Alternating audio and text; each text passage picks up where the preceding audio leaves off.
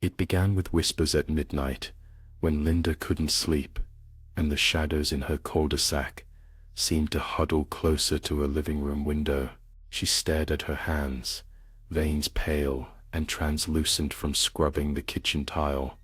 But tonight they felt different, stronger, almost separate from her, as if they belonged to another woman entirely. The last Tuesday of the month always belonged to her book club, those 5 women who came for wine and her homemade scones, who laughed at her stories, nodded at her opinions, judged her wallpaper quietly behind glassy eyes. This month's book was a thriller about an uncatchable stalker, and as they gathered in her candlelit dining room, Linda served them slices of lemon drizzle cake, noticing how their forks clinked in unison. Margo leaned forward, her eyes glittering with secrets. "Did you hear that noise outside?" Her voice trembled just slightly, the beginnings of delicious manufactured fear. Linda smiled, letting the tension steep in the air with the tea. She saw herself reflected in 1,000 pieces in the glass cabinet.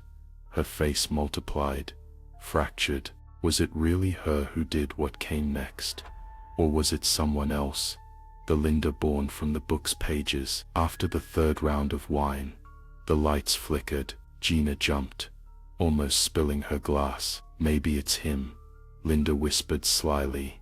"The stalker from the book." A titter of nervous laughter, but Linda watched their faces crumple in discomfort. Later, as lightning clawed at the windows, the women one by one found reasons to leave the table. Linda's knife went through butter, and then bone.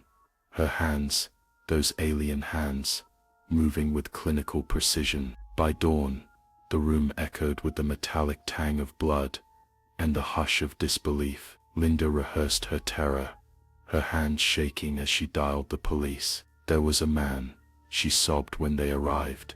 "A shadow from the storm. He was inside. He killed them all." He whispered, "My name."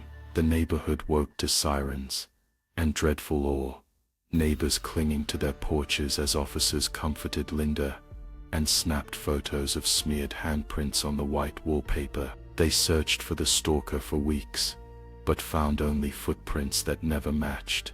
Strange entries in Linda's diary, lines scribbled in a hand that wasn't quite hers. At night, the surviving pages of her calendar rustle with phantom wind, and sometimes, as she passes a mirror, Linda swears she glimpses a smudge of someone else's smile lingering in her reflection, a reminder that her story is still being written, sentence by sinister sentence.